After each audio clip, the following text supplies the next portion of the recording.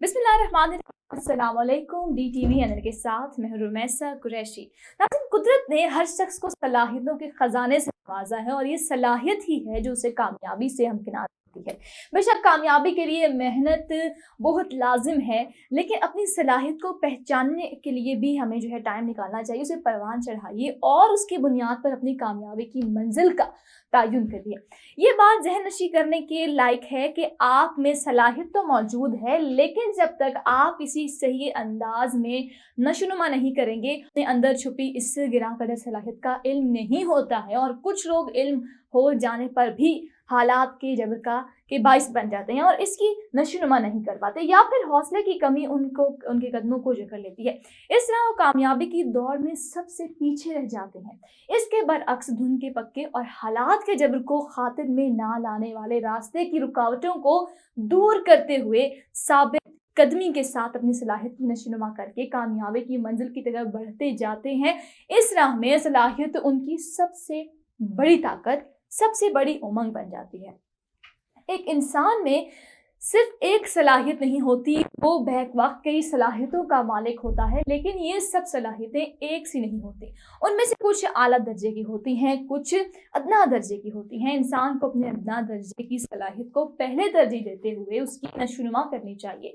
हमारे माशरे में वालिदैन अपने बच्चों के मुस्तकबिल का फैसला खुद कर लेते हैं और ये तय कर लेते हैं कि उन्हें बड़ा होकर क्या बनना है, और इसी के मुताबिक वो उनको तालीम भी दिलवाते हैं।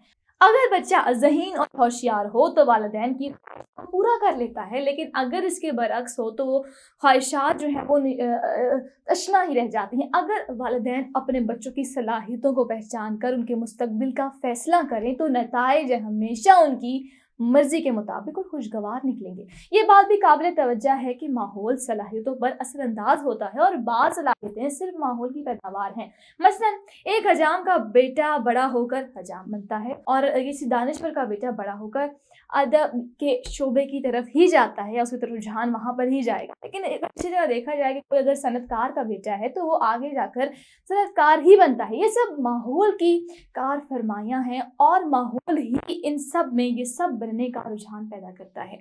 वो जिस माहौल में पैदा होते हैं उसी का असर लेते हैं, लेकिन तमाम सूरतों में ये बात सही नहीं। बाज़ औक़ात सलाहियतें इन्हें एक बिल्कुल अलग ही रास्ते पर ले जाती हैं और ये सब इसी वजह से होता है कि उनकी सलाहियत माहौल के बरअक्स ज़्यादा उभर कर उनकी शख्सियत को अपने गिरफ्त में ले लेती है।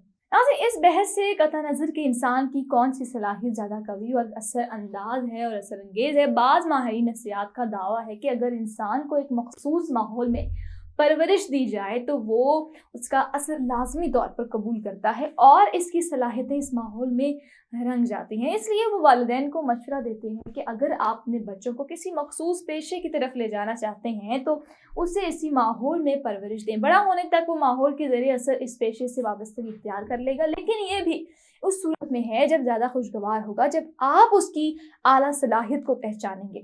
सलाहियत का इल्म हो जाने पर भी इसे भरपूर ढंग से बुरोकार लाने की राह में दुश्वारियाँ पेश आ सकती हैं, जैसे वसाइल की कमी, ख़ानदानी रिवायात और समाजी बंदिशें वगैरह। हो सकता है कि आप में एक बेहतरीन गुलकार बनने की सलाहियत हो, लेकिन माशरा आपको उसकी इजाज़त ना दे, या फिर आप एक बिजनेसमैन बनना चाहते हैं लेकिन वसाइल की कमी के सबब आप अपनी ख्वाहिशात पर अमल दरामद करने से कासिर रहते हैं।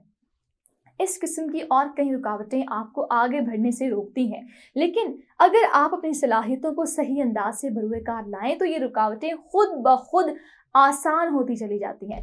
शर्त सिर्फ साबित कदमी की है और साबित कदमी इंसान को कहीं से कहीं ले जाती है। नाज़रीन, उम्मीद करती हूँ कि आज की वीडियो आपको पसंद आई होगी। पसंद आने की सूरत में हमारी वीडियो को लाइक, चैनल को सब्सक्राइब और अपनी राय का इजहार कमेंट सेक्शन में लाजमी कीजिएगा। अल्लाह हाफ़िज़।